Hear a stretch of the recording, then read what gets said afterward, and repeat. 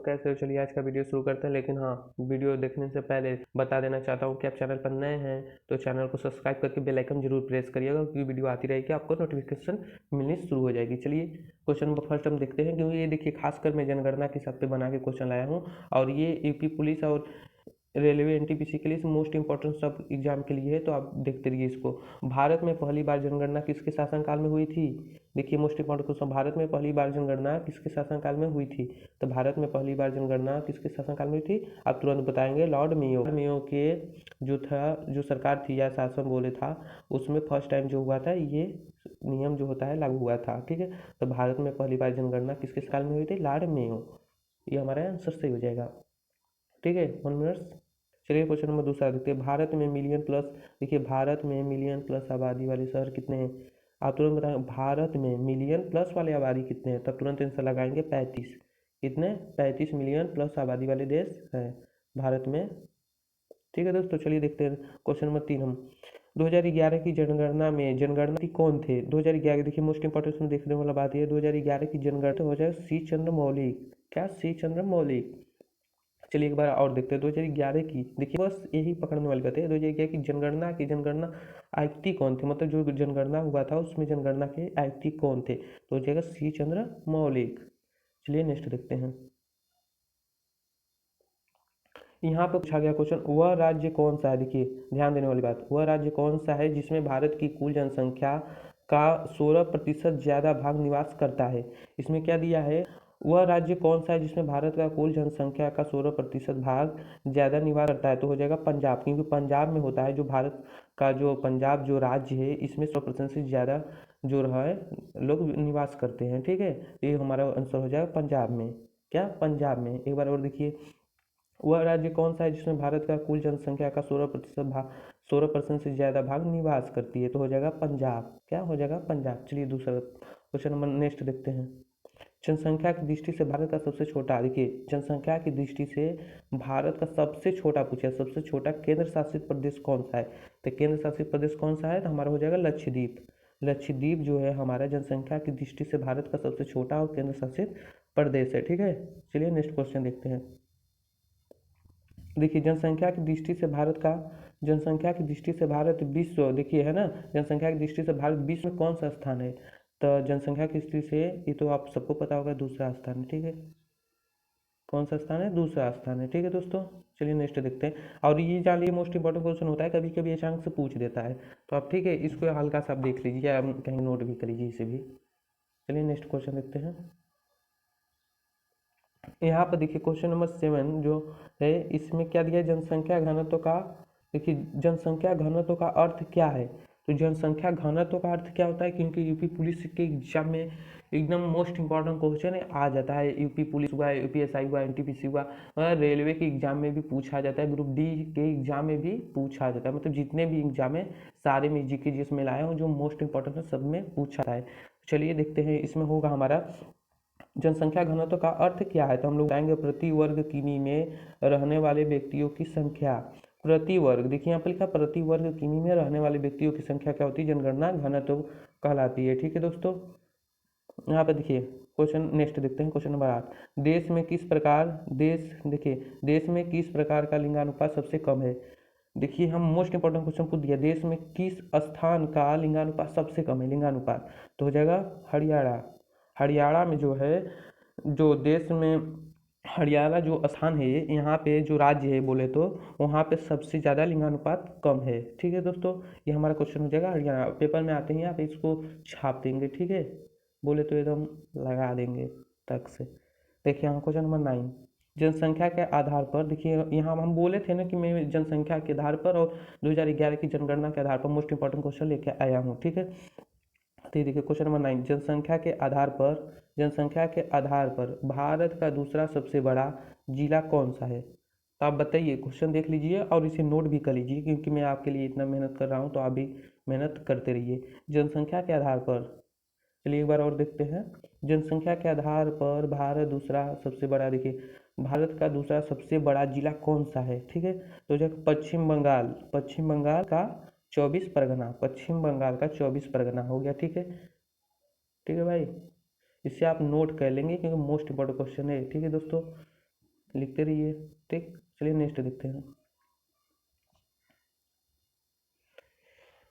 देखिए यहाँ पे क्वेश्चन नंबर 10 में हमारे दिया है, भारत में प्रति वर्ष किस देश की जनसंख्या के बराबर वृद्धि हो रही है। तो देखिए ये एकदम मोस्ट इंपॉर्टेंट है, आप बोले तो सब मोस्ट इंपॉर्टेंट, लिखते रहिए आप बस। भारत में प्रति वर्ष संख्या के आधार पर वृद्धि हुई थी, अगले साल भी क्वेश्चन में ये आया था पेपर में, ऐसे प्रीवियस ईयर में भी आया था। तो आप देखते रहिए, भारत में प्रति वर्ष किस देश की जनसंख्या के बराबर वृद्धि हो रही है। तो ऑस्ट्रेलिया देश है, इस देश के बराबर जो है भारत में वृद्धि हो रही है, क्योंकि 2011 की जनगणना में देखा गया था भारत में वृद्धि जो है ऑस्ट्रेलिया देश के बराबर हो रही है। अब की एक और क्वेश्चन आएगा इसी से रिलेटेड नेक्स्ट आगे में, मतलब जो होता है आगे। तो ठीक है, ये हो जाएगा ऑस्ट्रेलिया। ठीक है, चलो एक बार और देखते हैं। भारत में प्रतिवर्ष किस देश की जनसंख्या के बराबर, ये मैं इसलिए 2 बार बोल रहा हूँ कि आपको वीडियो दें याद हो जाए। भारत में प्रतिवर्ष किस देश की जनसंख्या के बराबर वृद्धि हो रही है, तो ऑस्ट्रेलिया देश जो है इसके भारत में वृद्धि हो रही है, ये तो आप जान लीजिए।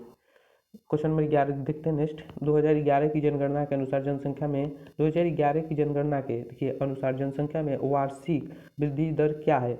तो हमारा 2011 की जनगणना के अनुसार जनसंख्या में वृद्धि की वार्षिक दर क्या है, तो हो जाएगा 1.64 जो होता है परसेंटेज हमारा। ये जो आंसर दिया है ये हमारा सही हो जाएगा, क्योंकि इतने तेजी से हमारी जनसंख्या वृद्धि कर रही है। ठीक है भाई, 1.64%। ठीक, क्वेश्चन नंबर 12 देखते हैं नेक्स्ट। जनसंख्या की दृष्टि से भारत का सबसे बड़ा केंद्र शासित प्रदेश कौन सा है। ठीक है दोस्तों, जनसंख्या की दृष्टि से भारत का सबसे केंद्र शासित प्रदेश कौन सा है, तो इसको आप तुरंत बताने की कोशिश करें। देखिए न्यू दिल्ली, भारत की राजधानी दिल्ली जो है ये हमारा जनसंख्या की दृष्टि से भारत का सबसे बड़ा केंद्र शासित प्रदेश है। ठीक है, जनसंख्या की दृष्टि देखिए में मेन बात क्या बोला गया, सबसे बड़ा केंद्र शासित प्रदेश। तो सबसे बड़ा केंद्र शासित प्रदेश कौन सा है जनसंख्या की दृष्टि से, तो हो जाएगा हमारा दिल्ली। ठीक है दोस्तों, चलिए नेक्स्ट क्वेश्चन देखते हैं। इसमें पूछा है, देखिए क्वेश्चन नंबर 13, किसी राज्य के पूरे साक्षर घोषित करने के लिए कितने साक्षरता पर मतलब कितने % साक्षरता होनी चाहिए या होना चाहिए। तो आप लोग तुरंत बताएंगे 90 जो % होता है इतना % आप साक्षर मतलब घोषित करने के लिए चाहिए राज्य को। तो एक बार और देखते हैं क्वेश्चन को।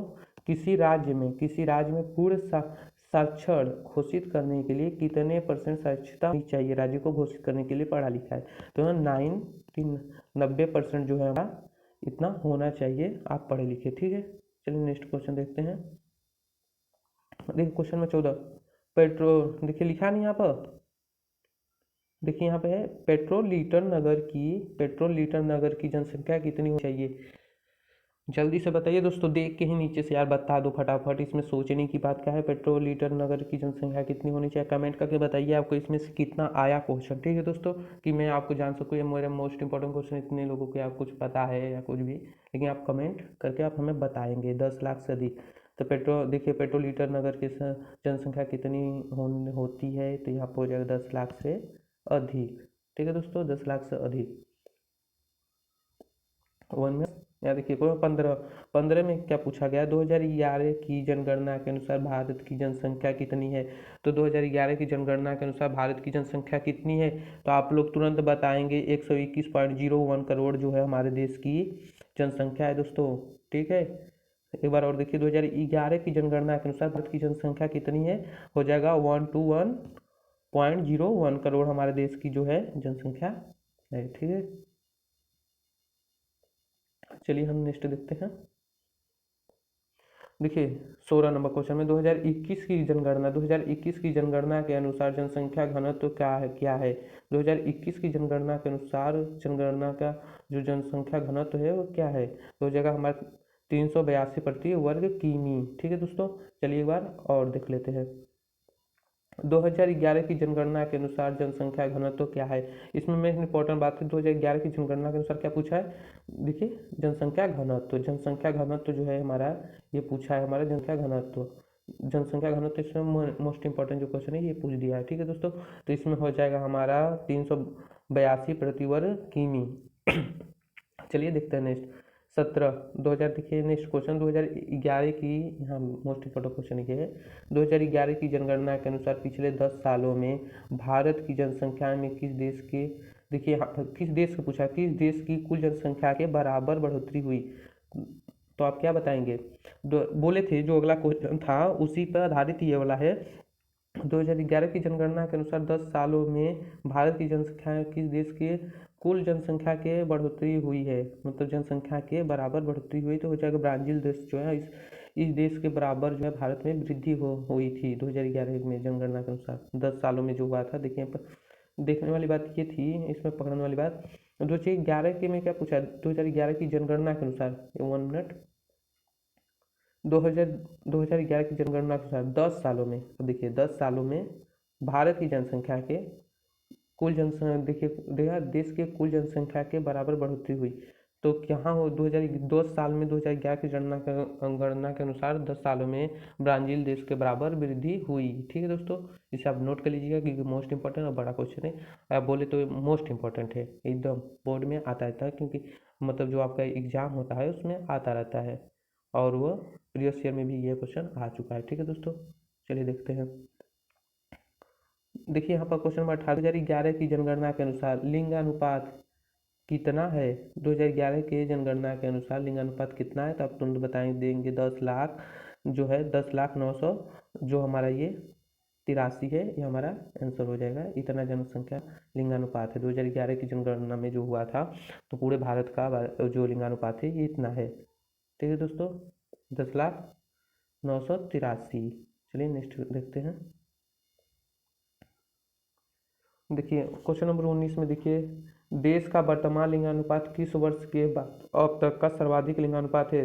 देखिए ये मोस्ट इंपॉर्टेंट क्वेश्चन, देश का वर्तमान लिंगानुपात वर्ष के बाद अब तक का सर्वाधिक लिंगानुपात है, तो हो जाएगा वर्ष 1900 जो था 61, 1961, आप तुरंत बता देंगे 1961। तो एक बार और देखते हैं, देश का वर्तमान किस वर्ष के बाद अब तक का सर्वाधिक लिंगानुपात है, तो हो जाएगा वर्ष 1961, 1961। ठीक है दोस्तों, चलिए अगला देखते हैं। देखिए क्वेश्चन नंबर 20 देखिए, 10 वर्षों में भारत की जनसंख्या में कुल कितनी बढ़ोतरी हुई। 10 वर्षों में भारत की जनसंख्या की कितनी बढ़ोतरी हुई, तो हो जाएगा 18 करोड़ जो होता है, इतनी बढ़ोतरी हुई 2011 की, या बोले तो 2011 की जनगणना में बोल दे, हाँ उसी के अनुपात से बोल देते हैं। 10 वर्षों में भारत की जनसंख्या की कुल कितनी बढ़ोतरी हुई, तो हो जाएगा 18 करोड़। ठीक है दोस्तों, चलिए अगला क्वेश्चन देखते हैं कि कुल जनसंख्या में, देखिए कुल जनसंख्या में अनुसूचित जनजातियों का उच्चतम अनुपात किस राज्य में है। ये तो आप एकदम इजीली क्वेश्चन, आप यूपी वाले होंगे तो आपको पता होगा, सबसे ज़्यादा अनुसूचित जनजाति यूपी में पाए जाते हैं। ठीक है, और सबसे देखिए सबसे जो यूपी है सबसे बड़ा जनसंख्या वाला जो है कंट्री वो बन गया है राज्य। ठीक है, और यूपी ही एक जो है जो बहुत बोले तो पिछड़ा है अभी तक। ठीक है दोस्तों।